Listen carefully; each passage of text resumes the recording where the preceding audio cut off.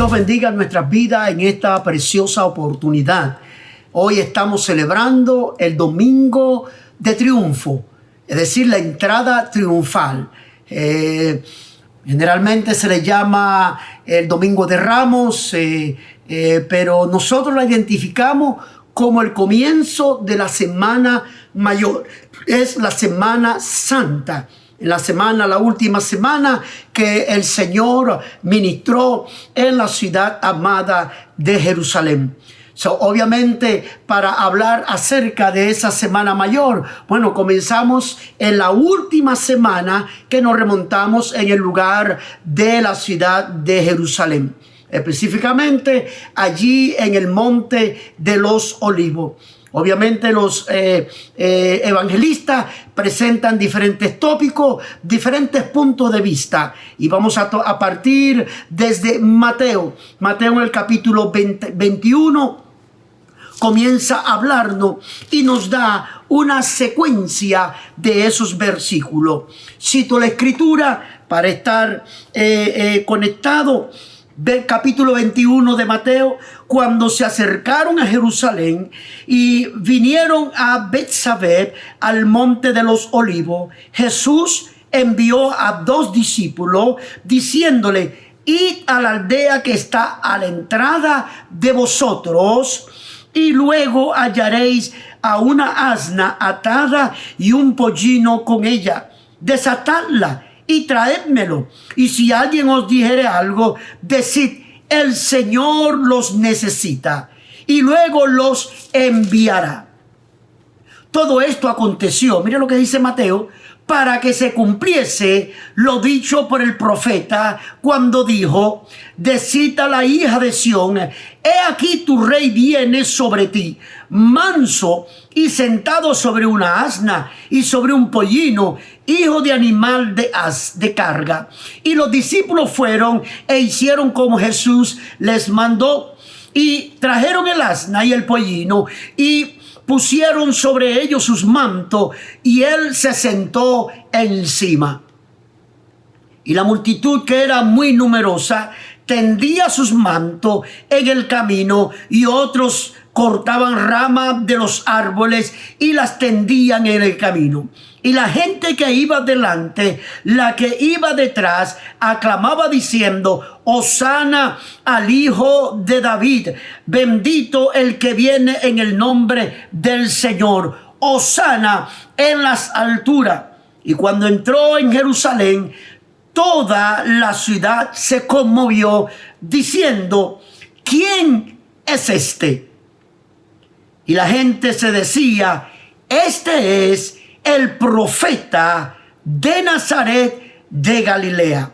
Es interesante que Mateo en este capítulo 21 presenta una introducción a esta última semana. Y obviamente él presenta 3 señales que definitivamente tienen que ver con la nación de Israel.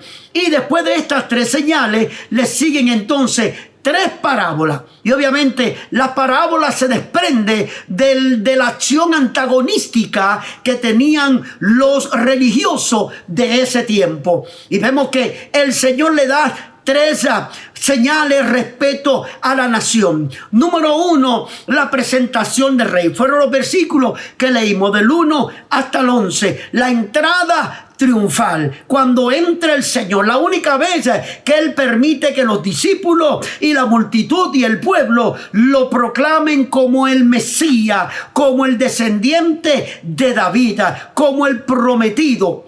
La segunda señal fue la purificación del templo. Y obviamente él pone una pauta clara con relación al uso de la casa de Dios, al uso de lo sagrado, al uso de uno poner lo sagrado apartado solamente para la adoración a Dios.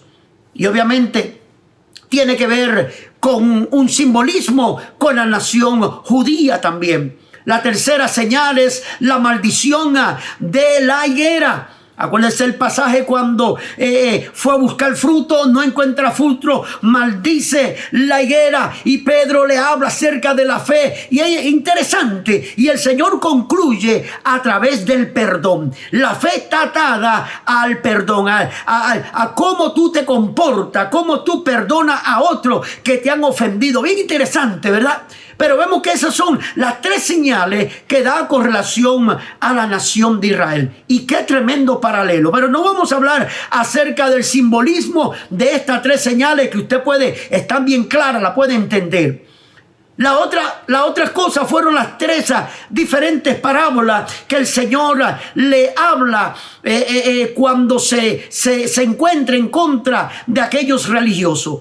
La primera parábola que fue directamente fue de los dos hijos, ¿verdad? Que habla acerca de que se le dijo a uno y él dijo, sí, Señor, voy a ir a trabajar, y no fue. Y el otro dijo, no voy para ninguna parte, y ese fue. Bueno, es un paralelo. La segunda parábola que le habla acerca de unos inquilinos que él le había arrendado, que el Señor, el dueño de la viña, había rentado, ¿verdad?, a estos siervos, a estos inquilinos. Y obviamente fueron malvados porque no solamente mataron a los enviados, sino que mataron a los siervos, mataron y finalmente al hijo del dueño de la viña. Y obviamente ya para este tiempo ya los religiosos sabían que Jesús estaba hablando en contra de ellos.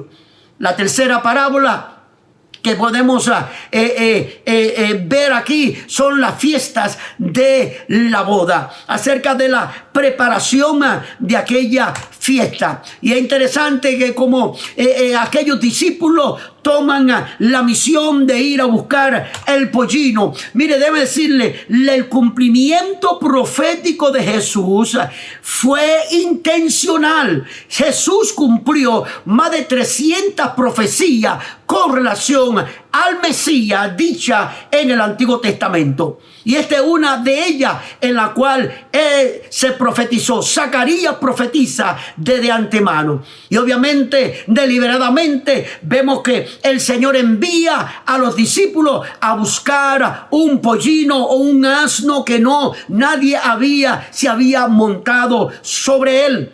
Y él comienza hablando y se presenta en diferentes maneras. Le advierte a la ciudad de Jerusalén de las cosas que iban a suceder después de su partida. Y obviamente se presenta como el rey que era prometido. Se presenta como manso. Se presenta sobre un pollino. Y vemos que aquellos discípulos obedecen a aquella orden que el Señor le da. Y vemos que muchos recibieron al Señor como rey. Le tendían su ropa, le tendían sus mantos a su paso. Algunos lo recibieron como Mesías, diciendo, Hosana el que viene en el nombre del Señor. Hosana el que viene en el nombre de David, hijo de David. Inclusive cuando iba caminando, vemos para Jerusalén, antes de llegar, cuando sale de Jericó, vemos que entra y sale de Jericó. No pasó nada en Jericó. Jericó fue espiritualmente fue árido hasta que llega al final de la ciudad, donde había un ciego, según Lucas, ¿verdad?, llamado Bartimeo. Según Mateo, habían dos ciegos. Pero vemos que aquel ciego llamado Bartimeo hizo detener no solamente la multitud que iba con Jesús, sino al mismo Jesús lo detuvo. Y es interesante que a pesar de que nada sucedió en Jericó, sin embargo, al salir, la fe de un ciego detuvo el Señor. Vemos que otros lo recibieron con mucha proclamación, con mucha rama. Por eso se le dice Domingo de Ramos. Pero para nosotros es la entrada triunfal. ¿Por qué? Porque cumple los estatutos proféticos. Y vemos que la pregunta que se hace hasta el día de hoy, el hombre se pregunta, ¿quién es este? Hasta el día de hoy el hombre no entiende quién es este que viene en el nombre del Señor. ¿Quién es este? Y obviamente el pueblo le da una respuesta, la ciudad le da una respuesta que uno se queda bueno, te peina o te hace rulito, o es el Mesías o es el profeta. Obviamente vemos que Jesús es proclamado como el profeta de Nazaret, pero vemos que intencionalmente vemos que el Señor está cumpliendo la profecía según Zacarías capítulo 9 en el verso 9. Cito la escritura: alégrate mucho, hija de Sión, da voces de júbilo, hija de Jerusalén. He aquí tu rey vendrá sobre ti, justo y salvador. Interesante esto, justo y salvador, humilde y cabalgando sobre un asno, sobre un pollino, hijo de asna. Interesante que el comentario que hace Mateo, la interpretación que le da Mateo, él saca dos palabras en esta cita que él cita en el versículo 5. Versículo 5 de Mateo 21, él saca las dos palabras que dice Zacarías. Las dos palabras son que el Señor iba a venir justo y salvador. Obviamente cuando Zacarías habla acerca de justicia y acerca de venir de un conquistador, de un salvador, y técnicamente eso era lo que los judíos esperaban, un Mesías conquistador, un Mesías Ben David, un Mesías hijo de David. Y obviamente ese no era el Mesías. El primer Mesías era el Mesías Ben José, el Mesías hijo de Dolores, hijo de José.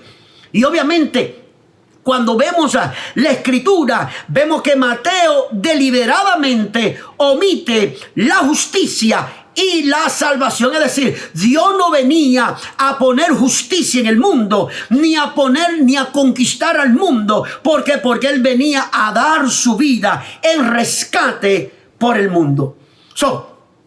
Cuando llega a la ciudad, se le llamó profeta. Versículo 11 dice: no se presentó, el pueblo no lo reconoció como rey, sino como profeta. ¡Wow! ¡Qué tristeza! Desafortunadamente, los judíos no conocieron el tiempo de la visitación del Mesías y rechazaron a su rey. Y eso tiene una connotación bastante grande, a rechazar al Rey de Reyes y Señor de Señores. Miren lo que dice Lucas con relación al lloro y al lamento de Jesús cuando está en el Monte de los Olivos. Obviamente, Mateo en el capítulo 24 presenta el discurso de la pregunta que le hicieron sus discípulos: ¿cuál será la señal de tu venida? Y él comienza hablando acerca de las señales del fin. Y es interesante porque los tres evangelistas, tanto Mateo como Marcos en el capítulo 13 y como Lucas en el capítulo 21, presentan estos capítulos con relación al fin, con relación al sermón del monte. Vemos que Mateo enfoca en la última semana del profeta Daniel, es decir, en la gran tribulación, en los 7 años que se prometió, obviamente antes de la venida del Señor y obviamente después del rapto de la iglesia. Lucas lo enfoca desde un punto de vista de 40 años después de la muerte y resurrección y ascensión de Jesús, cuando vino el general Tito y él exterminó, destruyó totalmente a la ciudad de Jerusalén en el año 70. Mire lo que dice Lucas capítulo 19, versos 41 y 42. Y cuando llegó cerca de la ciudad, al verla, lloró sobre ella diciendo: oh, si también tú conocieses, a lo menos en este tu día, lo que es para tu paz, ahora está encubierto de tus ojos. Interesante que el día de la entrada triunfal, un día como hoy, porque hoy celebramos ese día de la entrada triunfal a Jerusalén por nuestro Mesías. Y él llora sobre esta ciudad. Él derrama su corazón, derrama sus lágrimas, diciendo que el pueblo no pudo ver la visitación de Dios. Oye, qué tristeza cuando Dios visita y la gente no puede ver. Qué tristeza cuando Dios pasa por un lugar y no se detiene porque no hay fe, hay rechazo. Bendito sea el nombre del Señor. Cito lo que dijo el evangelista Mateo. Capítulo 23, verso 37. Justamente antes de entrar al capítulo 24 del Sermón del Monte. Y dijo: Jerusalén, Jerusalén, que matas a los profetas y apedreas a los que te son enviados. Cuánto quise juntar a tus hijos como la gallina junta sus polluelos debajo de sus alas, y no quisiste. Wow, yo me puedo imaginar, hermano, la tristeza que hubo en el corazón del Señor Jesús. Pero yendo en los anales, en el análisis profético, vemos que el Señor cumplió esa profecía de Zacarías capítulo 9, y en el versículo 9 entró a Jerusalén siendo proclamado Mesías. Obviamente tenemos para entender este punto, esta área profética. Mire, déjeme decirle, Jesús cumplió al pie de la letra cada profecía que se dijo de él en el Antiguo Testamento. Y esta no es diferente de la de Zacarías capítulo 9, sino que cumplió a cabalidad. Y esto tiene que ver, mire, todo está entretejido con los otros profetas. Y por ejemplo está altamente unido, entretejido con la última semana que habla el profeta Daniel. Esta entrada triunfal cumple la semana 69 profética de Daniel. Y solamente queda una sola semana por cumplirse. Y cuando comenzamos a hacer un análisis de esta profecía, tenemos entonces que remontarnos al capítulo 9 del profeta Daniel. Hay 4 versículos que hablan acerca de esta última semana de Daniel, que se cumple precisamente en la entrada triunfal, la semana 69. Queda una todavía. Cito la escritura del profeta Daniel, capítulo 9, verso 24. 70 semanas están determinadas sobre tu pueblo y sobre la santa ciudad, para determinar la prevaricación y poner fin al pecado y expiar la iniquidad, para traer la justicia perdurable y sellar la visión y la profecía y ungir al santo de los santos. Verso 25. Sabe pues y entiende que desde la salida de la orden para restaurar y edificar a Jerusalén hasta el Mesías príncipe habrá 7 semanas, y 62 semanas se volverá a edificar la plaza y el muro en tiempos angustiosos. Verso 26. Y después de las 62 semanas se quitará la vida del Mesías, mas no por sí, y el pueblo de un príncipe que ha de venir destruirá la ciudad y el santuario, y su fin será con inundación, y hasta el fin de la guerra durarán las devastaciones. Finalmente, en el verso 27, y por otra semana confirmará el pacto con muchos. A la mitad de la semana hará cesar el sacrificio y la ofrenda. Después, con la muchedumbre de las abominaciones, vendrá el desolador, hasta que venga la consumación y lo que está determinado se derrame sobre el desolador. ¡Oh, qué interesante, hermano! Vamos a la parte matemática, vamos a la gráfica. En la gráfica aquí estamos mostrando lo que habló el profeta Daniel en el versículo 25 de su capítulo 9 de Daniel. 69 semanas, obviamente, desde la orden de la restauración de Jerusalén hasta el Mesías, el Rey, es decir, hasta la entrada triunfal, cuando se proclamó el Mesías, iban a pasar o pasaron 69 semanas de 7.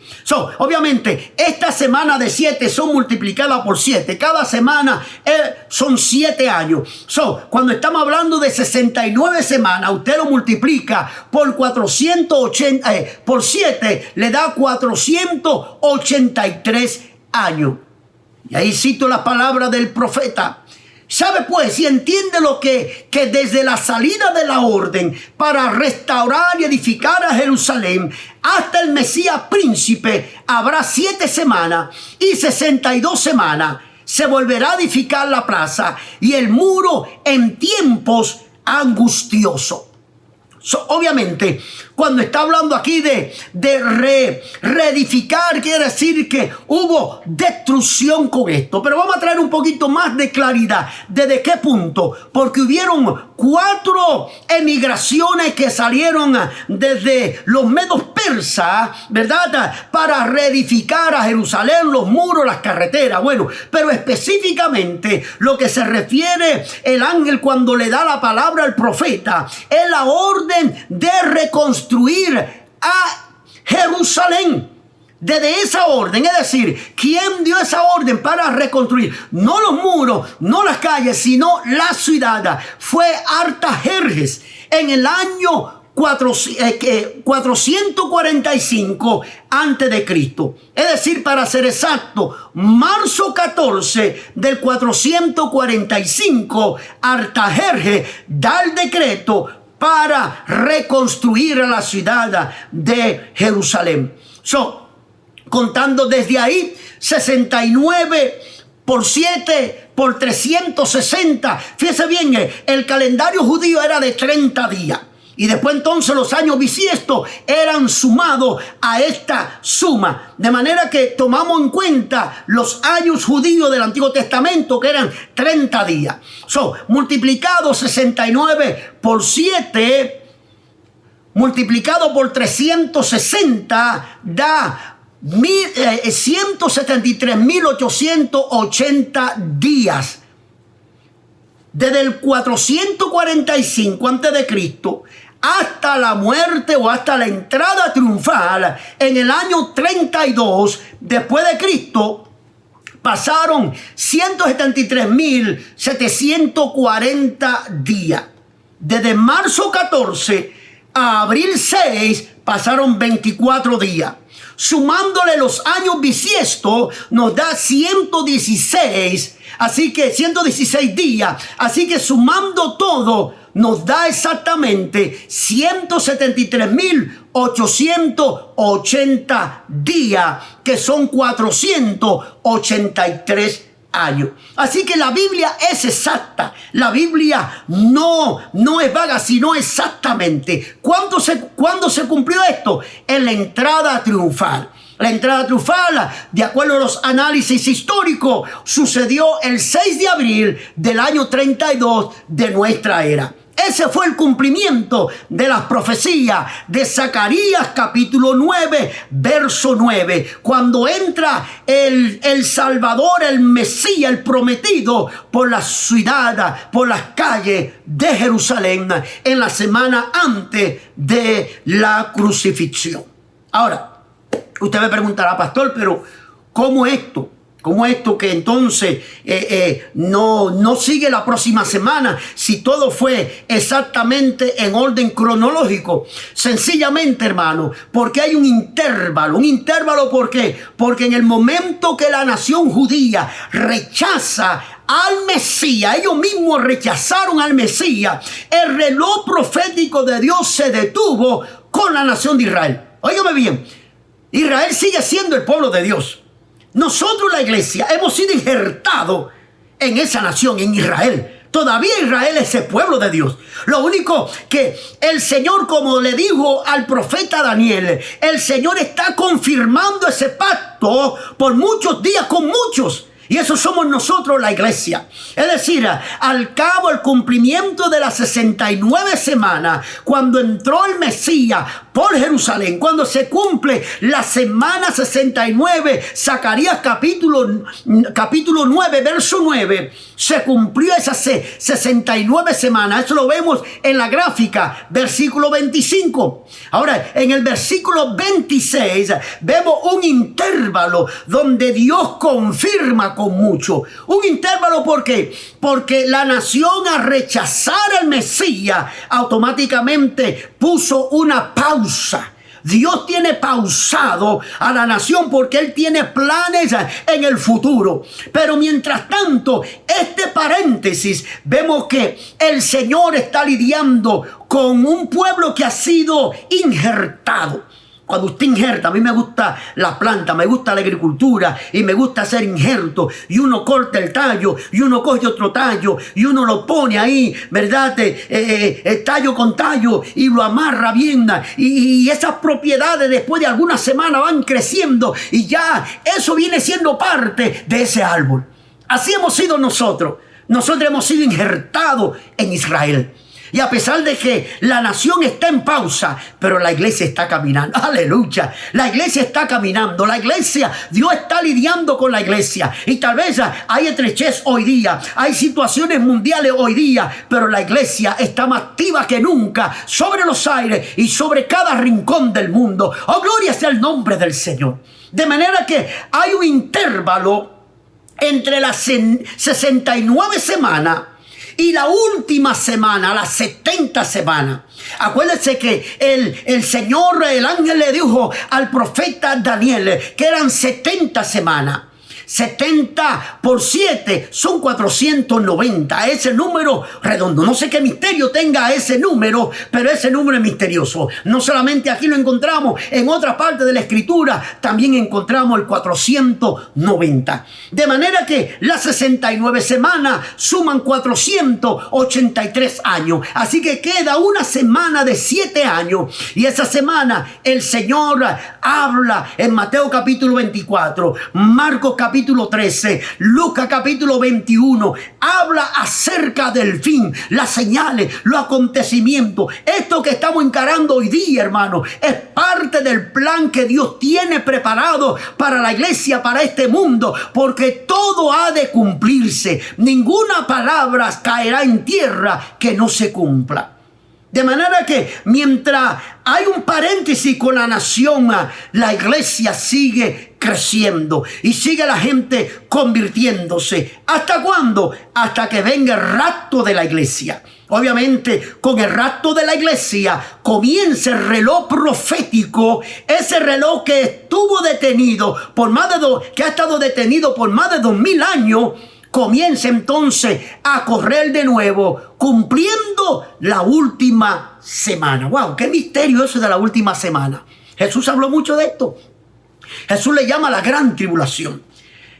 Tribulación como nunca jamás ha existido ni va a existir. La última semana donde habrá decepción, habrán problemas. Y en medio de la semana dice que se va a presentar un príncipe. Tal parece que la iglesia será levantada.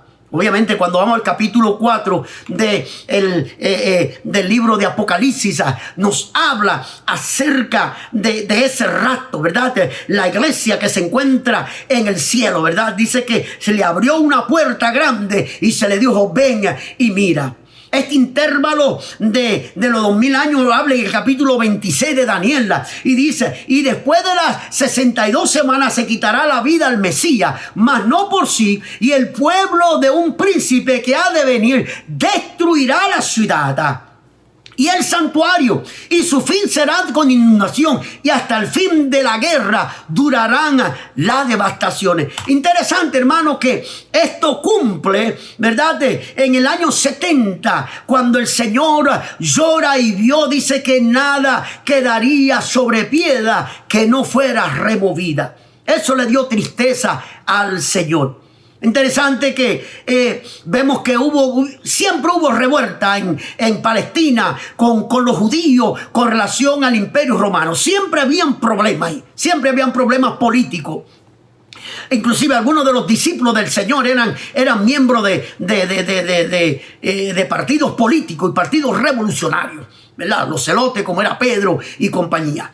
Pero nos habla y dice que para el año 66, 67, vemos que el general Vespasiano rodea a la ciudad de Jerusalén, porque había una revuelta militar, una revuelta revolucionaria en contra de las legiones romanas. Habían matado a algunos soldados. Bueno, se sublevaron los judíos.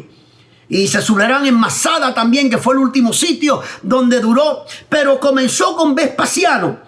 Vespasiano, cuando llega el siguiente año, el año 68, vemos que Nerón era el emperador. Nerón, a través del Senado, es considerado enemigo público número 1 de Roma.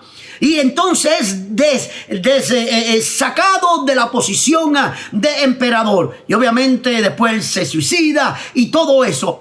El imperio quedó en el aire. Se llama el periodo del triunvirato, cuando 3 tomaron el poder. Uno de ellos era Vespasiano, el otro era Galba, que poco tiempo duró, ¿verdad? Y un tercero que había. Y vemos que en el año 68, Vespasiano es citado que vaya a la capital, allá a Roma, y a tomar control y hacer el triunvirato entre estos 3 emperadores, que no duró mucho tiempo, obviamente.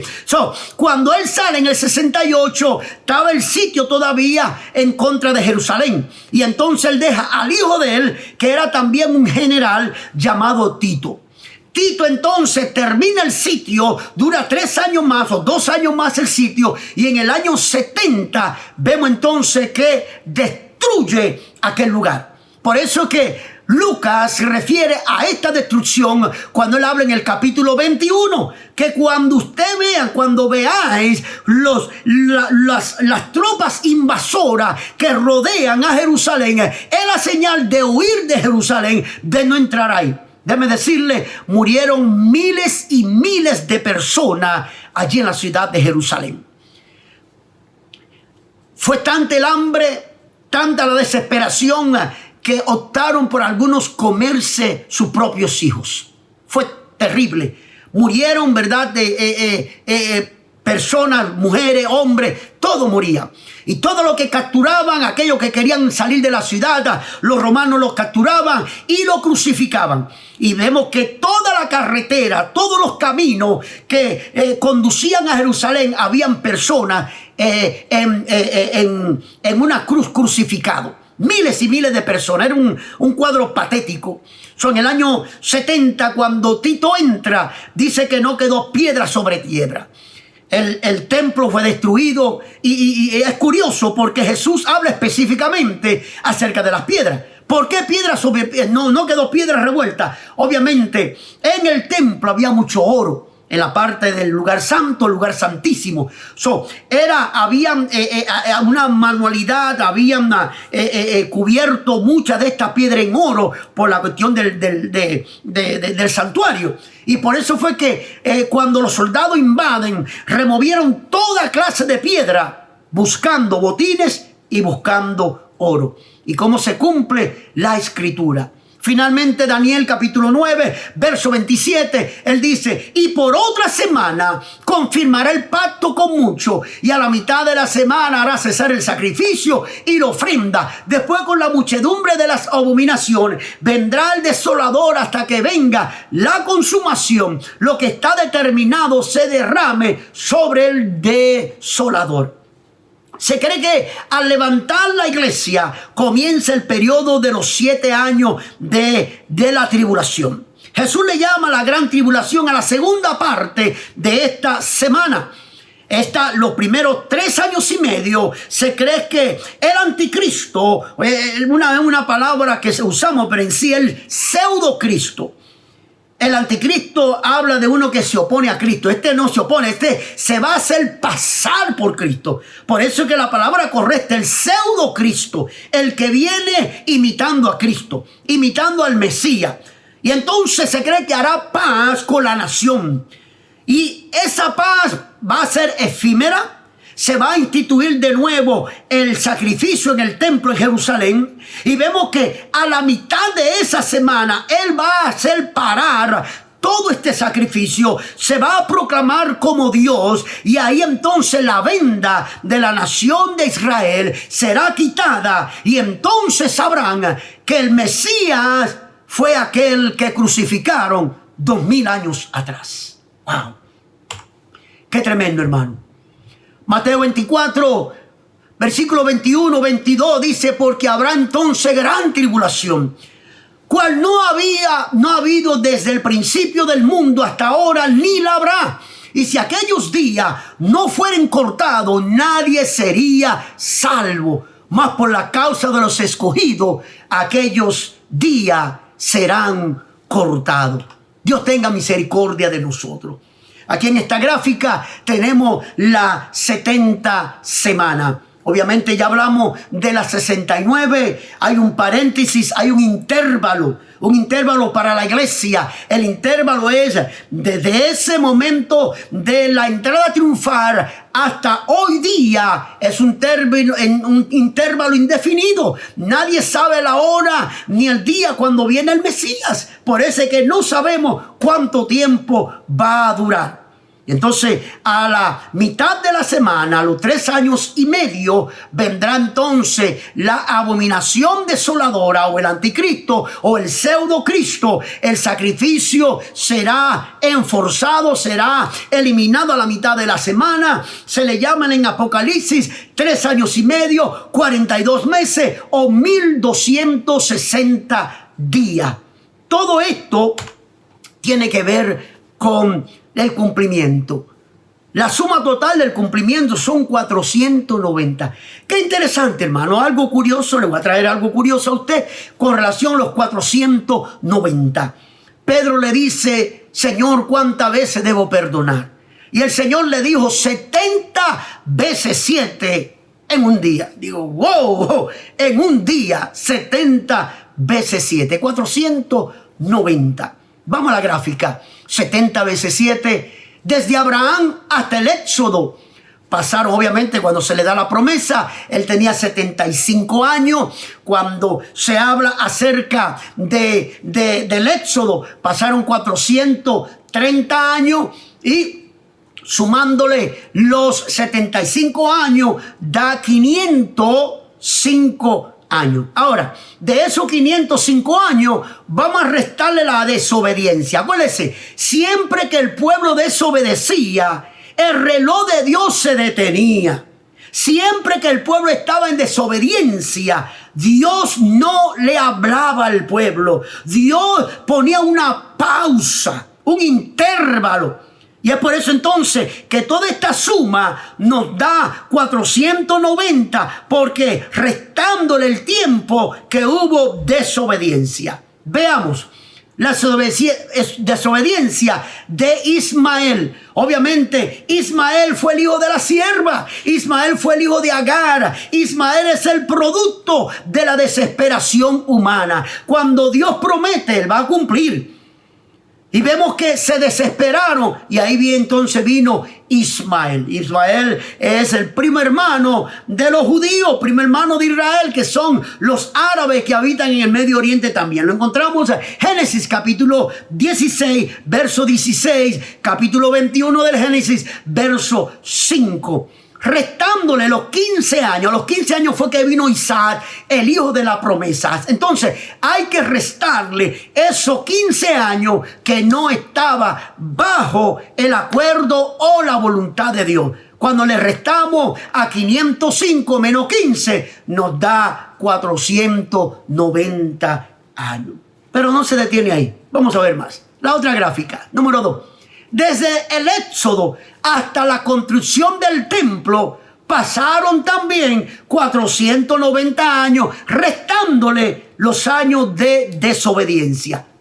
Cito: se comienza la construcción del templo. Primera de Reyes, capítulo 6 al capítulo 8, pasan 594 años desde el Éxodo hasta el templo. El templo se termina 7 años más tarde, capítulo 6, verso 38.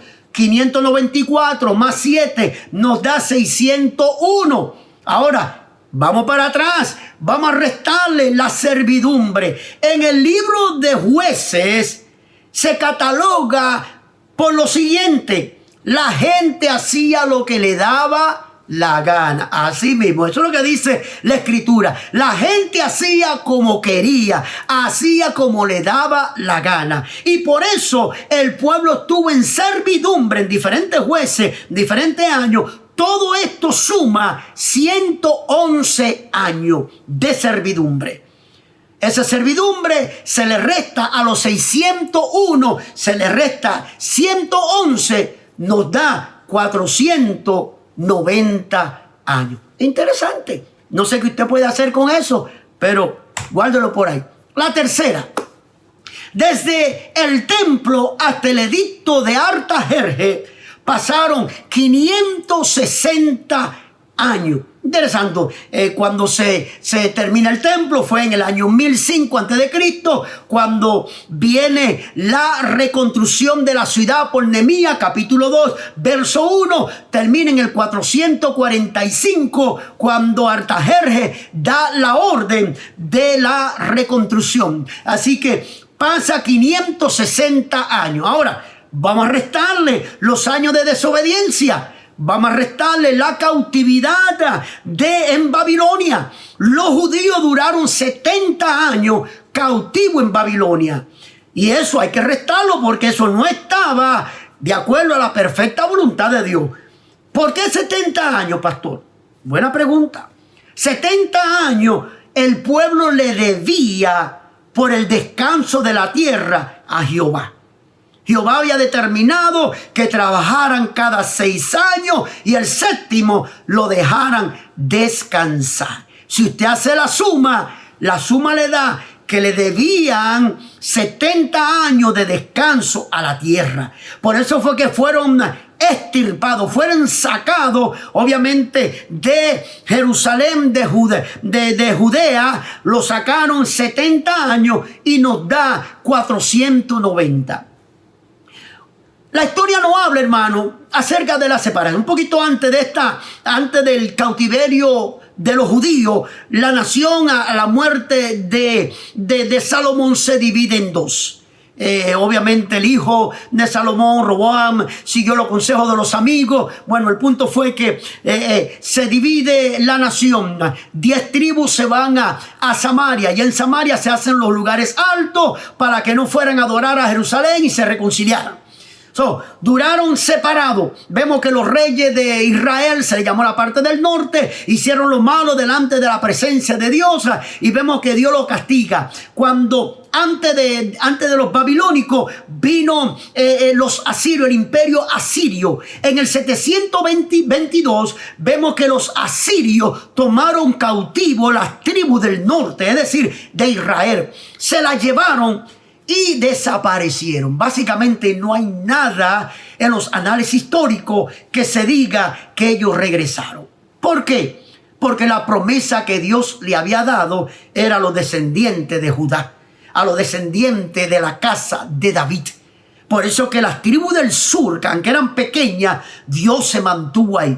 Así que las tribus del norte desaparecieron, fueron llevadas cautivas en el 722 a.C. Pero el Babilonia, Nabucodonosor, hace la incursión en el 584, 583. Hace la incursión y lo llevan cautivo a Babilonia. Pero había promesa, los profetas habían hablado. Jeremías se le dio una orden de comprar la tierra del primo, comprarla, tomar la escritura y enterrarla, porque cuando regresara el pueblo, él iba a reclamar que esa tierra era del pueblo de Israel. De manera que, restando la cautividad, nos da 490. No se queda ahí. ¿Quiere más? Le voy a dar otro más. Desde el edicto de Artajerjes hasta la segunda venida de Cristo. Es interesante. Desde Artajerjes hasta la primera venida, es decir, la entrada triunfal, pasaron 69 semanas. 69 multiplicado por 7 nos da 483 años. Vamos a restarle el intervalo. ¿Cuál es el intervalo? Obviamente el intervalo actual. El intervalo cuando la nación rechazó al Mesías. Cuando la nación no quiso reconocer a Jesús como el Mesías. Automáticamente hay un intervalo de tiempo hasta que ellos reconozcan o hasta que el tiempo se cumpla y el reloj entonces comience a caminar de nuevo cuando termine la pausa o cuando termine el intervalo. Por eso en la gráfica tengo un question mark, tengo un signo de interrogación, porque no sabemos cuántos años ha de pasar para el cumplimiento de la última semana. Las 70 semanas son 7 años. Y obviamente tomando 483 más los 7 años nos da 490. Obviamente hay que restarle el intervalo de tiempo. El tiempo de la iglesia. El tiempo donde nosotros estamos viviendo actualmente. Cuando venga el Señor y comience la última semana, ¿verdad? El reloj profético comienza de nuevo a caminar con la nación amada de Israel. Ore por la nación de Israel. Ore por la paz de Jerusalén. Oramos todos los días porque es la nación del Señor. De allá fue que vino nuestro Mesías. De ahí fue que nosotros hemos sido injertados en esa nación amada de Dios. 490 años. ¿Cuántas veces? 70 veces 7. Se cumple. La matemática de Dios es exacta. Espero que usted se haya alimentado, se haya gozado en esta palabra, en la exactitud de la Escritura. Dios cumple todo lo que Él promete. Hoy celebramos el día de la entrada triunfal. Que Dios le bendiga, que Dios le guarde. Saque tiempo, aunque no pueda asistir físicamente a un templo, a un lugar de reunión. Reúnase con su familia y dele gracias al Señor por el cumplimiento profético y porque Dios no se olvida de su pueblo. Te habló tu hermano y amigo Jimiro Feliciano, pastor de la iglesia Rosa de Sarón en la ciudad de Fort Myers, Florida, la ciudad de Las Palmas, quien les dice bendiciones y hasta la próxima.